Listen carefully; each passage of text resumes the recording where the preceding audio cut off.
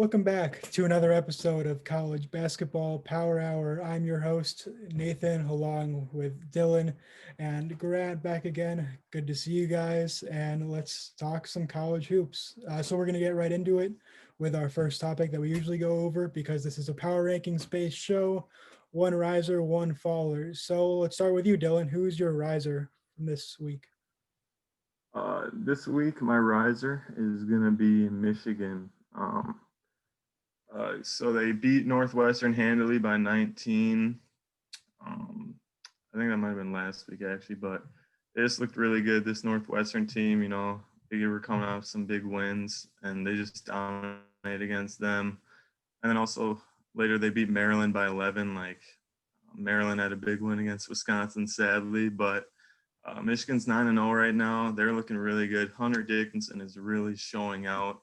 Yeah. He's looking like a stud, one of the best freshmen in the country. So my riser is going to be Michigan this week. Yeah, I mean, he's a great player. Grant, what about you? So I actually pretty much have the exact same thing. I'm going with Michigan. Now they're 9-0 now, undefeated in the Big Ten, obviously, but they really haven't played that tough of a schedule, but they've looked really impressive in every game. Hunter Dickinson is playing like the freshman of the year in the Big Ten, and they have a lot of momentum right now. So I'd say they're up there in the top tier of Big Ten teams, and they're definitely going to compete for a Big Ten championship, I feel like. Yeah, Michigan. As much as I hate to say it, because they were my prediction for the team that was overhyped a little bit, they're definitely living up to their hype right now and then some probably. So we'll see if they can keep that going. My riser for this week is Arizona. They're 9-1 right now, kind of going on a little bit of a roll. Just took their road trip to Washington, which can be kind of dangerous to most Pac-12 teams, and ended up winning both games, beat a Washington team pretty handily, and then went to Washington State, which is actually playing pretty well right now, and ended up beating them in a close game. Also knocked out Colorado, and the combination of Akingo and Jamarl Baker is pretty deadly right now for their two guards. So we can see if they keep it going with kind of an unconventional Arizona roster that's kind of surprising some people in the Pac-12 right now. So let's move on to our fallers. Dylan, who do you have? My faller, even though they had that great comeback last night against Oklahoma State, my faller is going to be West Virginia. A few weeks ago we saw them squeak out a win against Iowa State. They didn't look the best in that game. And then they're coming off losses to Kansas and then Oklahoma this past Saturday. Kind of wheels are falling off the bus. Obviously, the big man, Oscar Sheway, leaving the program. So they've just got a lot going on right now. I think they'll work their way back into it. I think Culver's going to really step up. But for this week, West Virginia is my faller. Yep. Grant? I'm going to go with North Carolina. So since our last pod, North Carolina has lost to North Carolina State and Georgia Tech, and then they beat Notre Dame by 1. So they're 6-4 now on the season, just not playing inspiring basketball at the moment. They've dropped to Ken Palm 32 from a high of 14 back in December. So they're slipping a bit here. But they are playing Miami right as we speak. So maybe they can get back on track. But yeah, at the moment they're dropping.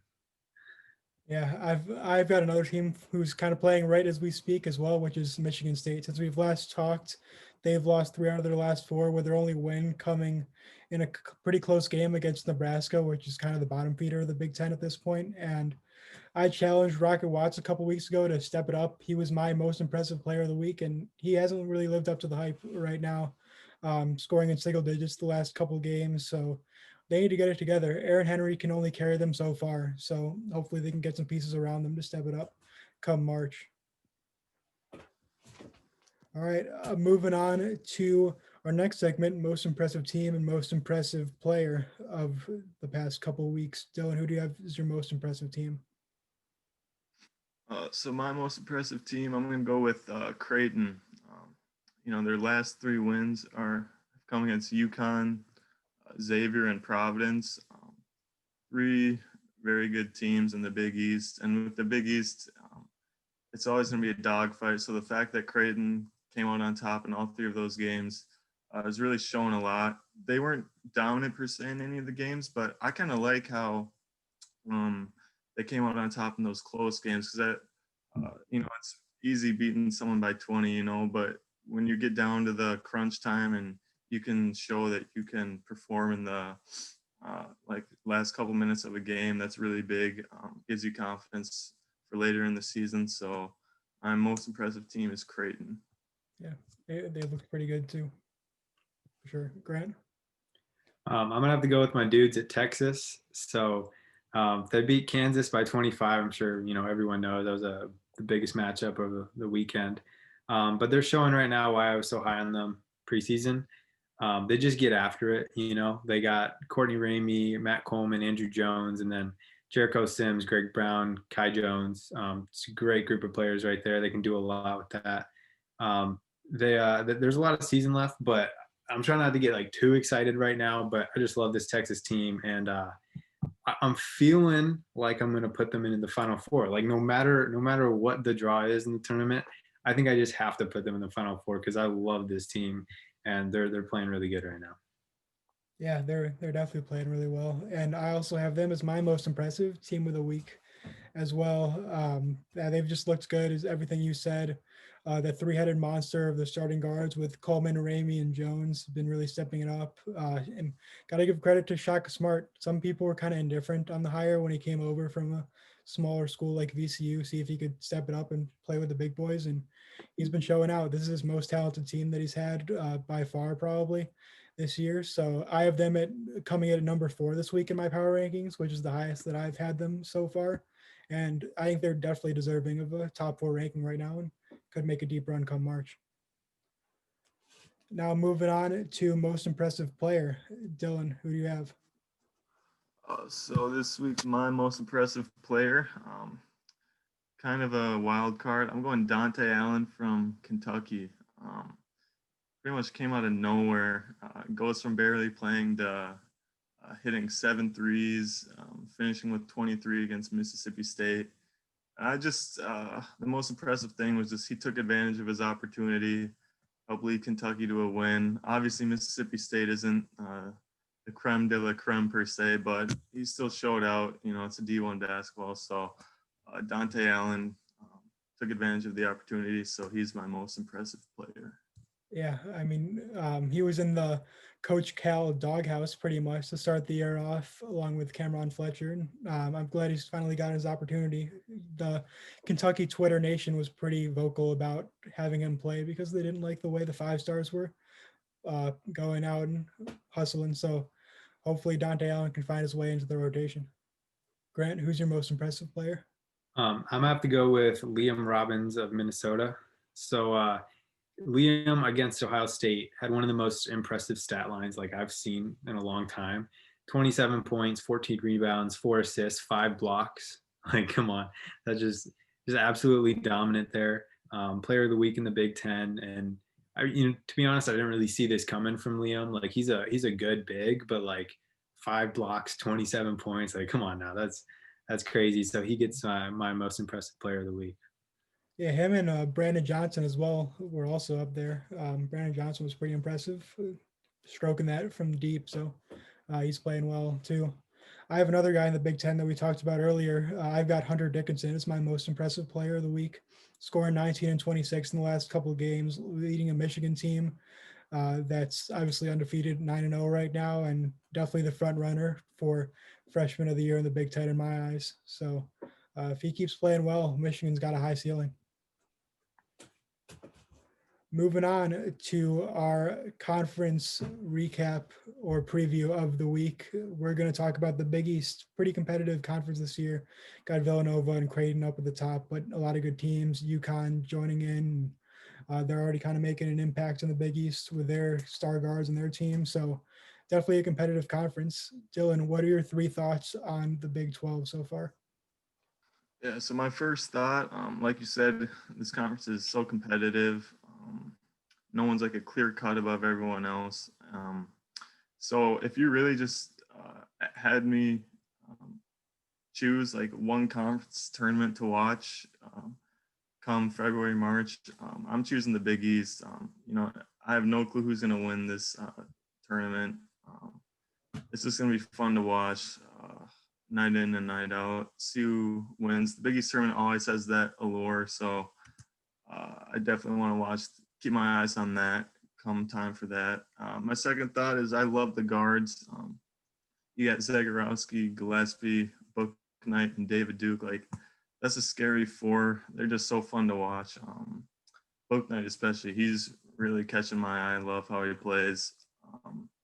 And finally, going off Bouknight and UConn, it's just good to have UConn back where they belong.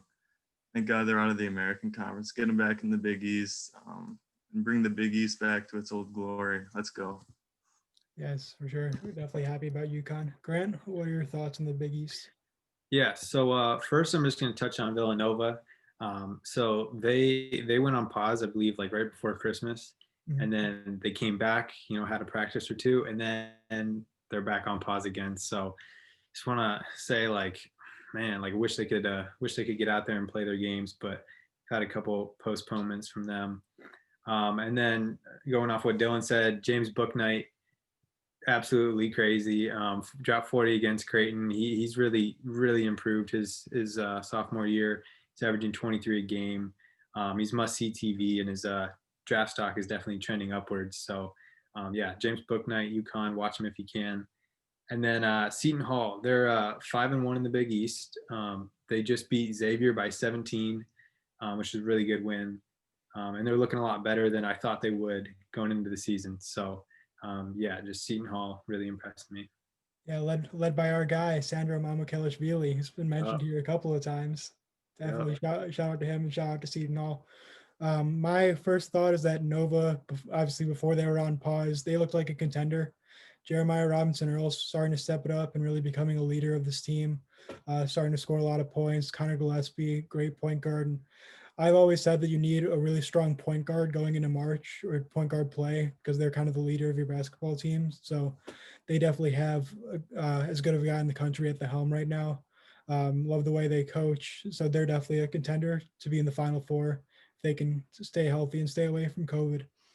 My second thought is that UConn is ahead of schedule. Obviously, we mentioned James Bouknight before, but I don't know if people really thought about them as making that much noise this year in the Big East because in the American, they were kind of like an average team last year or didn't really look too good. So James Bouknight's playing well, Isaiah Whaley's playing well, and they still don't have all their pieces. So they could get even better throughout the year. Then my third thought, I don't want to slander them too much because they did beat the Badgers, but Wisconsin or Marquette might be the most inconsistent team in the country right now. They are 6-5 and they've beaten us. But then if you look at their schedule, they have losses to they have 3 straight losses before this. I don't even know what's going on. They play well and they don't play well. They get a win at Creighton and they lose at home to Seton Hall and Xavier.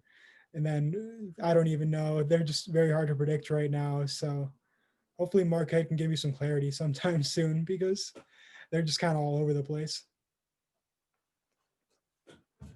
So moving on to another one of our list this week, which is going to be kind of a tough one because there is a lot of criteria to base these people off of because they do a lot with their jobs, whether it's recruiting, in-game, or just player development. So we're going to be ranking the top 10 coaches this week.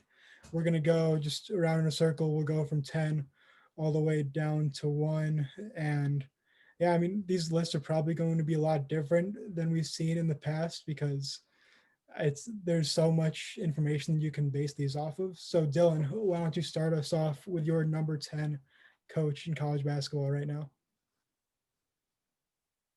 Yeah, for sure. So my number 10 is going to be Dana Altman from Oregon. I just really like Dana Altman. He's got over 670 career wins.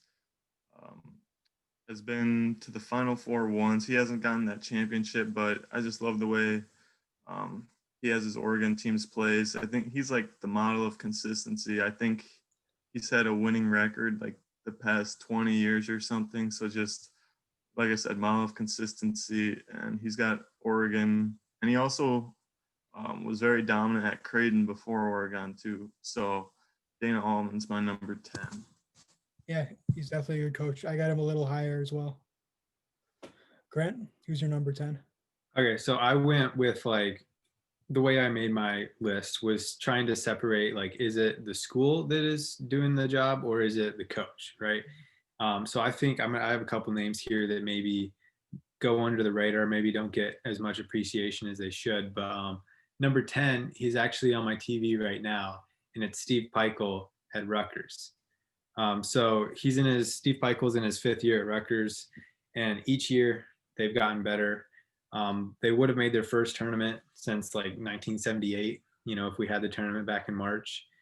And honestly, like they're down by a couple at Michigan State right now, but you could make the case that they are the best team in the Big Ten right now, in my opinion. So, and Rutgers is a job that like nobody has ever succeeded at, and it's crazy that they're good. But so that's why Steve Peichel gets my number 10 spot. Yeah, he's definitely an underrated head coach. At number 10, I have a guy who I was really wishy-washy on. I had him pretty high at some point, and then I decided to bring him back down because there's so many good coaches in this league. But he deserves a ton of credit for what he's doing here. I've got Chris Beard from Texas Tech at number 10, going to a national championship game a couple years ago. Has been recruiting really solid right now, and I took that into account when I was making this list. Great player development coach. I see what he's doing with Terrence Shannon. Matt McClung's playing really well and playing good team basketball right now. And Texas Tech has been built into a program to compete in the Big 12 with the big guys like Kansas and Texas. So we'll see how they hold up. But I love Chris Beard. I love his philosophies. Great defensive head coach. Going on to number 9. Yeah, for sure. Chris Beard's a guy I didn't get on my list, but I love him too. But my number 9, I'm going to go Bobby Huggins. And as you guys will probably see, my list is pretty chalky. A lot of old heads on here, a lot of wins and tournament appearances. But Bob Huggins, I just love what he's done at West Virginia and at Cincinnati too. He was just great. His Press Virginia is one of a kind. And just hearing the stories like, the famous or the infamous treadmill, at his practices, if you screw up, you're going on the treadmill going 12, 15 miles per hour, whatever it is. So he's just, there's a saying like great teams kind of take on the personality of their coach. And this is like for sure just 100% with Bob Huggins. Like his team is going to play hard every night. They're going to give it their all. And I just love that kind of grinding blue collar team. So Bob Huggins is my number 9. Yeah, I've also got Huggins a little higher. So we got the same people, but just a little bit in different spots. Grant, who do you have at number 9? All right, so I have Chris Beard at number 9. And kind of like you, like I had him up higher and then I dropped him down because I don't know. I just feel like last year, like we don't know what would have happened because we didn't get the tourney, but they ended last year on a 4-game losing streak, which is not really what you want to do. But his 1 year at Arkansas Little Rock took them to the tournament, beat Purdue. Then in his 2nd year at Texas Tech, they went Elite 8, 3rd year national runner-up. And he just, takes teams with a lot of transfers like you see this year, and he gets them to play together. He gets them to play tough, and they compete for Big 12 championships now. So he's a great coach, and it's definitely a case of this is the coach and not the school, because Texas Tech really has never really done anything in basketball before Chris Beard. So he's my number 9. Yeah, Chris Beard's definitely talented. At number 9, I was also debating between the coach versus the school conversation. That's why I decided to leave off a couple of guys that you won't see on here from powerhouses, but I decided to put this guy on because I just think he's a genuinely good coach as well, even though the school probably can run off itself because of the big name. I've got Tom Izzo at number 9. He's a great player development coach. Obviously, we see that he's a good recruiter, even though Michigan State kind of has the brand name there. Even though he's won a lot, he's kind of been on the downfall a little bit recently since Michigan State hasn't won a title in a decent amount of time. Well, neither has anybody in the Big Ten really since it's been 15, 20 years or something since the Big Ten has won a national championship. So yeah, 20. hopefully Tom Izzo can get one back for us soon if he doesn't retire. But he's definitely a great coach, genuine guy too. So I'm always rooting for the Spartans when they're not playing Wisconsin. Going on to number 8. So my number 8 is going to be Jay Wright. I just love what he's done with Villanova. Gotten to the Final Four 3 times, 2 national titles. Just a great coach. He's had his offers to go to the NBA. I think the Sixers were trying to poach him at times, but he stayed true to college basketball. Great player development coach, like you guys have mentioned with some other guys, but especially with his point guards. Like I mentioned this earlier in the year, but I just love his point guards like Archie Diacono, Gillespie, Hart, all those guys. Great player development, a great system, and so Jay Wright's my number 8. Yeah, another guy that I've got a little higher on my list, but it's Jay Wright, I would situation. have him much higher on my list, but Okay. That's why this is fun. There's so much criteria to base this off of. Yeah. My number 8 is Brad Underwood at Illinois. So I didn't expect to have Brad Underwood at 8 when I started making this list. But just looking at things, like he took an Illinois program that just like wasn't good, and he has got them on the up and up so quick. Like in 3 years, they've gone from like nothing to, top 10 team, might maybe win the Big Ten. And he did the same thing as Stephen F. Austin too. 3 straight NCAA tournaments. They won a couple games there. He just knows how to win. He knows how to get results, and he can recruit and gets his team to play at a high level. So that's Brad Underwood's my number 8. Yeah, him and Pikel are probably my 2 honorable mentions. I just couldn't find a place to fit them because there's so many great coaches in college basketball, but no disrespect to him or Pikel at all. They're both great coaches. At number 8, I've got Leonard Hamilton from Florida State. Florida State's just such a consistent program. They're always solid. I think they would have been a national title contender last year if the season wasn't stopped. They're always such a good team. I love the way he plays, where he'll always have like a 11, 12, 13 man rotation. They're all ready to play. They're all ready to jump in. So you won't really see anybody on that Florida State program who kind of jumps off the page to you statistically or on paper, but they all play with each other. They play such great team basketball, great suffocating defense, and they're all there to win. And that's the biggest thing with his program. Just go in there and win games, and that's what he's been doing. Seems like he wins 25 plus pretty consistently at Florida State now. Moving on, top 7. Oh, so my number 7, I kind of struggled with putting this coach on here. His off the court stuff is a little murky, but I'm gonna go inside the lines.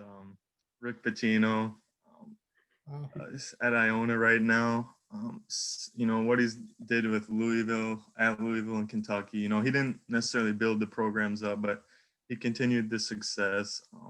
He's got to 7 Final Fours, won the title twice. 10 conference championships in the regular season. So his teams were phenomenal. Like I said, he had some issues off the court, but I think Rick Pitino is a good coach. Didn't pan out in the NBA with the Celtics, but college coach, he's up there. Yeah, definitely an interesting choice. Yeah, when you said off the court, I knew immediately who it was.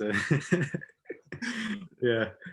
So for my number 7, I'm going with a different Rick, and that is Rick Barnes at Tennessee.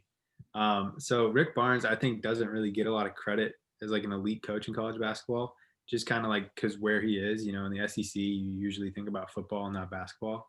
Mm-hmm. But in 17 years at Texas, he took them to 16 tourneys. And then back in 2018 and 19, he had 2 great teams at Tennessee. And this year he's back up there with another great one. And so you just look at his resume and you're like, wow, like kind of sneaks up on you. Like he doesn't really grab the headlines, but when you look at it, you're like, dang, that is an elite college basketball coach. And so Rick Barnes grabs my number 7 spot.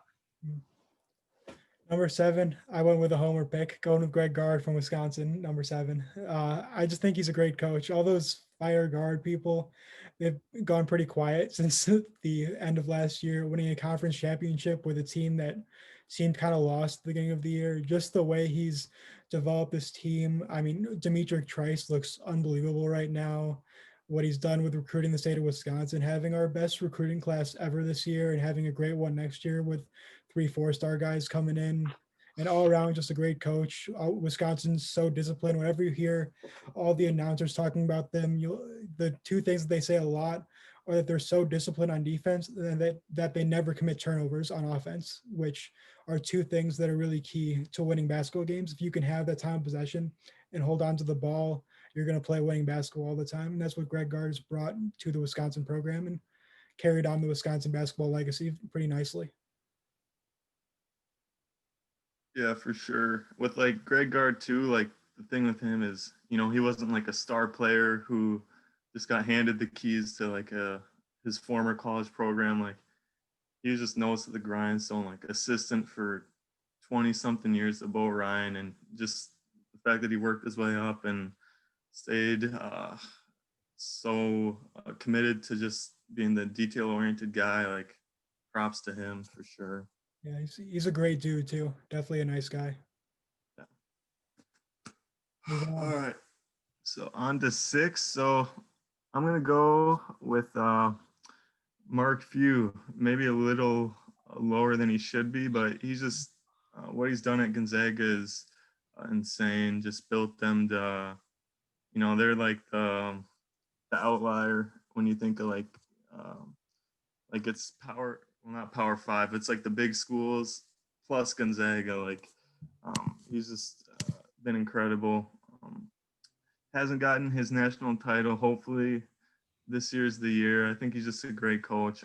Stayed at Gonzaga and just built them to what they are now. I think the only reason I didn't have him a little higher up was because the competition probably, you playing in the West Coast Conference, you definitely can pad his stats, but he's built them into a great program, has had some great teams too. So Mark Few is my number 6. And that feels like a little bit of an underrating to me, but I got him higher too. yeah, but whatever. My number 6 is Tom Izzo. So Nathan, you had him. I think this one's pretty self-explanatory. I think there was a one stat where it was like every 4-year player under Tom Izzo has made a Final Four, except for like 1 year they didn't, and so like I guess like one group of seniors missed it. But that's a crazy stat. Every year they're a top tier team, class of the Big Ten, just 25 plus wins, usually around 30 every year, and yeah, I mean you really don't have to say much. It's just Tom Izzo, number 6. Yeah, Izzo's definitely a great coach. Number 6, Dylan mentioned him before. I got Dana Altman from Oregon, class of the Pac-12. Just seemed to be getting to 30 wins every single year. Great coach, has become a great recruiter as well, recruiting a lot of 5-stars coming in. And they're kind of sneaking up on people this year. A lot of people kind of looked at them differently because they don't have any big names. But Dana Altman really knows how to bring the team together. He's been developing players like we're seeing Cliff Omoruyi kind of go off this year. And we're just seeing a lot of good players from Oregon coming out and showing out. So I think Dana Altman deserves a lot of credit for the way he's built up this program. Hopefully they can win a national championship soon. Going on to top 5. Top 5. My number 5. I'm gonna get a young guy in here before it goes all to the old heads. And I'm gonna go Tony Bennett. He doesn't have the resume as though, but just because he's just younger than all of them. I just love his system, and with Tony Bennett, like, he's not like the typical like, oh, his dad was a great coach, let's just give him a job. Like, he's earned this. He's a great coach. Obviously, they've won the national title the last tournament that we had. I just love the way he coaches, can really develop guys. Doesn't get like those huge names, and just always his team just plays together. It's going to be sound on both ends of the floor and run their stuff. not really get affected by the other team. So my number 5 is Tony Bennett. Yeah, definitely. Tony Bennett's a good coach. Okay. My number 5 is Kelvin Sampson at Houston. I think this one, he really goes under the radar, I think, just because Houston playing in the AAC just doesn't get a lot of attention. But Kelvin Sampson has turned Houston into a great program. They are Ken Pom top 20 each of the past 4 seasons, which includes this season. Although they just did lose Caleb Mills to transfer, so their ceiling this year isn't as high anymore, but still a super good program. They should be, they should be able to get like a 3 seed or maybe a 4 seed in the tournament. I mean, they could, yeah, right in that range. Just churning out wins there. And again, it's a case of the coach, not the program, because Houston basketball before Kelvin Sampson was not good at all. So he's really turned it around and done a great job. Yeah, I remember I was pretty high on Houston. I think I had them at like number 4 in our last rankings from 2 weeks ago. So I definitely like what I'm seeing from Kelvin Sampson in that program. At number 5, I've got Bob Huggins from West Virginia. Just the staple of defense in college basketball runs through West Virginia. You always know that they're coming in with maximum effort. Always got those great defensive shifty guards who will just eat you alive if you're not careful with the basketball, punishing big men. And they're just really well coached. You don't really see them getting those star recruits. I think Sheboy was their pretty much highest recruit that they've had in the last 5 or 10 years, but they don't really get a lot of guys that are going with the Blue Bloods, but they're coached really well, and they definitely will compete in the Big 12 whenever Bob Huggins is there. Going on to 4. My number 4 name that's been brought up already. I'm going Tom Izzo. The first thing you think of with Tom Izzo is March. You got the John Rothstein shirt, like January, February, Izzo, April. That pretty much sums it up. Grant, that stat that you brought up about the seniors, like pretty much all making the Final Four under him, like that's insane. So, you pretty much, if you stick it out with Izzo, you're going to reap the benefits. I just love the dude. He's a great guy. Tom Izzo, my number 4. Yep, great coach. Grant? My number 4 is Bill Self at Kansas. So Bill Self, you might think Kansas kind of like runs itself, that it's too big for any real coach, to take the spotlight. But in all 17 years at Kansas, Bill Self has made the tournament.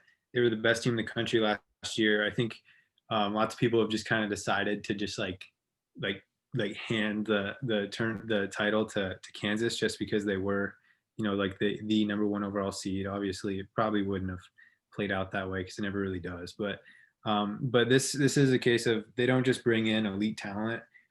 Bill Self does a great job with X's and O's, and their streak of Big 12 championships. It was snapped 2 years ago, but they had 14 straight Big 12 regular season championships, which is just absurd. So that, like, if you do that, like, yeah, you're an elite coach. And so Bill Self's my number 4. Yeah, that was another debate of mine with whether it's team versus coach, and I like Bill Self a lot. I don't know. I guess I have a sour taste being kind of an Illinois fan for what he kind of did for our program. So, but definitely props to him and props to Kansas for always being at the top of the Big 12. Number 4, I've got Tony Bennett from Virginia, the last official national champions. So he's definitely done a great job there. Just seems to be, putting players in and out and developing them really well. You always see someone new leading their team. It was Kyle Guy and Ty Jerome a couple years ago, and now it's Key Clark and Jay Huff, and they're probably going to have some other guys we don't really hear about, but they're going to end up developing really well under his leadership and his coaching job there. So credit to him for doing such a great job of Virginia basketball. Moving on. All right. Number 3, I'm curious to see what you guys are going to think about this. So these last 3 are probably going to be just straight shock for me. So I'll just get into it. Number 3, Jim Boeheim.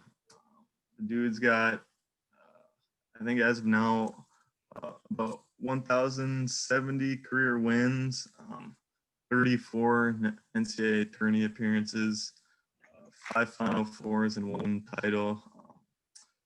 I really like coaches who kind of can have their thing, and with Boeheim, first thing you think of is that 2-3 zone. It's lengthy guys who are just gonna create havoc, and just like what he's done with like those like I don't know, maybe 11 seed or 7 seed. He always has that team that gets pretty far. They're not supposed to do that good, but in the tournament they just get to like the Elite Eight. I think Jim Boeheim definitely. He's just a great coach. Earned his way up here. I'm just gonna give him his respect where it's due. So. Yeah, it's kind of interesting how your list seems kind of based off of like resume, which obviously we didn't do any criteria for this. So it's interesting how we all kind of thought on different paths when we were debating who's on the top. Yeah, definitely. The resume, it obviously helps the guys who've been coaching for 40 years. So, there are some young coaches who I had to leave off the list who I'm sure are gonna be great, but yeah, definitely was a resume heavy list. Grant? My number 3 is the Tony Bennett of Virginia. This is a great case of it's the coach, not the program, because Virginia basketball, again, they weren't really much at all before Tony Bennett came in 2010. And now they're the team to beat in the ACC every year. I mean, there's usually Duke and Carolina up there too, but Virginia, if you look at it, has more title, like regular season titles in the past 5 years or so. They're still the defending national champs. And Tony and Virginia, they're just crazy consistent. They play their own style, very unique, slowest team in the country, but they also play the best defense in the country. And yeah, they're just the team to beat in the ACC, and Tony Bennett is my number 3 coach. Yeah, he definitely deserves that. Number 3, I've got Jay Wright from Villanova. Just the job that he's done there is unbelievable. Winning 2 national championships in the last couple of years, just a point guard factory, and what he's done deserves all the credit in the world. Just a great coach. Obviously, Dylan mentioned before, he's been trying to get poached by NBA teams for a while and has really stayed loyal to Villanova. Give him all the credit for that. And he just is a great player developer, great recruiter, great all-around in-game coordinator. So definitely deserving of the number 3 spot on this list. Moving on to top 2. Yeah, my number 2, I'm going to go Roy Williams. Like you guys have been mentioning, he didn't really build up a program, but just what he did at Kansas and North Carolina, won titles at both schools. And I just think about like the pressure you're under when you're at those blue bloods and have got to follow names like Dean Smith and like that. So him just being able to not fold under the pressure and still get the job done. A lot of props to him. And I love listening to Roy Williams. He's always got some words of wisdom. So Roy Williams is my number 2 coach. Yeah, definitely a great coach there. Grant? My number 2 is Jay Wright at Villanova. Jay Wright's just got it figured out there. 2 out of the last 4 championships. They got a mix of NBA talent and just solid college players. They're always the team to beat in the Big East, crazy consistent, and you just know that they have it figured out. Like they're a solid fundamental team. They always they love to get in the lane, jump stop, reverse pivot, kick it out for 3, that kind of stuff. And yeah, Jay Wright just really got it figured out at Villanova, so he's my number 2. Yeah, definitely solid coach there. My number 2 is Mark Few at Gonzaga. You just look at how consistent they are as a program in the WCC. Kind of came out of nowhere. I always remember when thinking of Gonzaga, I remember Jimmy Kimmel made a joke about Gonzaga just being like not really a real college and just kind of like a college basketball factory almost that just brings in a bunch of players up in the middle of Seattle and they just play and beat the crap out of every other team that they end up going on the court against, and just kind of shows how great Mark Few has been for that program, making the tournament pretty much every year. Obviously, they don't have their coveted national championship yet. I'm thinking they have as good of a chance as anyone this year right now with that extremely talented roster on their team right now. And he's at the helm and kind of in the driver's seat leading that squad. So all credit to him. Moving on, number one. I think all three of us have different ones, I think. So we'll see how that plays out. Yeah, judging off my list, you guys probably know where I'm going with this. Coach K, winningest coach right now. 5 national titles, 12 Final Four appearances. And like the thing with me is the dude is the floor he coaches on is named after him and he's still coaching. Like that's crazy. Like usually they do that a few years after they quit or 20 years thereafter or whatever. But he's literally coaching on Coach K court. So he's doing something right. Just props to him. So Coach K is my number one. Yeah, definitely a great coach, deserving of everything that he's gotten so far. Oh, sorry. My number one is Mark Few at Gonzaga. So he's been to every tournament since 2000. Last 3 years, they've had elite teams, like top 1 or 2 in the country. And this year, they're just on another level this year. And you think of Gonzaga just like Spokane, Washington, West Coast Conference. They shouldn't be this good at basketball, but they have been. Not on this level, but on a really high level for the past 20 years. So you got to give the credit to Mark Few, and right now he's my number one coach in the country. Yeah, definitely deserving that. Number one, I went with Scott Drew from Baylor. You talk about a guy who's doing more with less. Since 2003, they have been as relevant as they've ever been in the Big 12, winning 20 games pretty much every year consistently from a team that won 9 games and 4 games before he got to that program. So what he's been doing there for the last 15 years is crazy in my eyes. I didn't realize that Baylor was pretty irrelevant in the past decade or 2 decades before. They were in the SWC before he even got there, actually, and switched to the Big 12 about 5 years before he started in that program. And they were struggling in the Big 12, and now you see where they are right now. And he has just built that team up from the ground. And as Dylan said, Coach K court is with Duke. I think Scott Drew is going to have a court named after him by the time he's done with Baylor. Wow, I gotta say I did not expect you to go Scott Drew number one. I mean, I don't know. It was just I looked into kind of what my biggest criteria on this was what coaches have done with their program since they've gotten there and how their program was looking before they've gotten there. So Scott Drew, in my eyes, just made the biggest impact with his prospective basketball program so far. Yeah. I mean, he's a good coach. Yeah. All right. Well, moving on to a topic that we debate about every week because it is our wonderful Wisconsin Badgers basketball team. Unfortunately, since we last talked, they had a disappointing loss against Maryland, which looks like an NBA team out there because they literally could not miss. And it was very frustrating to watch. But then we put a little beating on our old pals, Minnesota. So I was happy to see that as a nice comeback game. Unfortunately, the game on Sunday against Penn State was canceled due to health protocols, but they have a couple good games over these next couple weeks. So hopefully they can keep it going and keep playing like a top 10 team in the country. But we see that there are a lot of different players contributing to this success this season. So Dylan, who is your current best player on the Badgers? So right now I'm going to go back with Dimitri Trice. On Christmas Day, he delivered for us. Big time. Scoring 29 against Michigan State and earned high praise from Tom Izzo.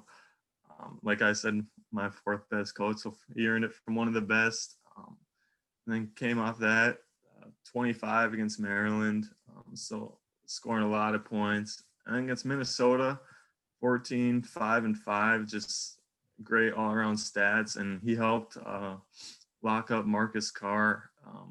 And with Dimitrik, it seems like when he's on, usually the rest of the team is on. Like he sets the tone. So we're gonna really need him to keep playing like awesome and just see how far he can take us at the point guard spot. Mhm. Grant? Yeah, so I agree that the choice is probably Dimitrik, right? But I'm gonna go with Johnny Davis because good things happen when Johnny is in the game, and he's something that we don't really have on our team. Like he's, his length and athleticism, and just his game, just it's definitely unique for our team, and so just yeah, good things happen when Johnny's out on the floor when he's getting the ball and he's going to be a great player in the coming years for us. So I'm going to go with Johnny Davis. Mhm. Yeah, I mean, Johnny Davis has been my pick for the last couple weeks, and this dude is a stud. I think he's going to be one of the best players coming out of Wisconsin basketball ever when it's all said and done. Because the way this team is shaping up next year, it's going to be his team. I think he's already averaging 7.5 as a freshman. I think he doubles that next year. I really do. But I got to go with the guy who's averaging 18 points in the last 3 games, and that would be Dimitri Trice. He's just the leader of this team right now. It's pretty evident the jump that he's made. You can see that he's been working hard all quarantine to get his shot more consistent, get his defensive game better. As Dylan mentioned, he did a pretty solid job at Marcus Carr last game, who's been one of the top scorers in the Big Ten so far. So I had to put him there. Dimitri Trice is my best player on the Badgers right now. All right, moving on to give you guys a preview of some of the great matchups in college basketball this week. Don't have too many to talk about. We have a lot of good matchups, but there's no real star-studded matchups. What it seemed like when I was looking at the schedule. But Dylan, what do you have at some of your impact matchups for this coming week? Yeah, so when I was looking at it, it looked like quite a few solid Big Ten games for sure. I'll leave one of them for you. You're in Illinois, and so I'll leave that for you. 2 teams with there. I think you know what I'm talking about. So I'll go Thursday, Iowa versus Maryland. Like you were saying, Maryland looked like an NBA team against Wisconsin. Just couldn't miss. It was just like every shot they took, freaking switch. It was just like so demoralizing watching that game. And then Iowa coming off that big win against Rutgers. Luka looked great in that game. So did Jordan Bowen. And so Iowa, Maryland, I think that's going to be a good game. Maybe Iowa runs away with it, but who knows?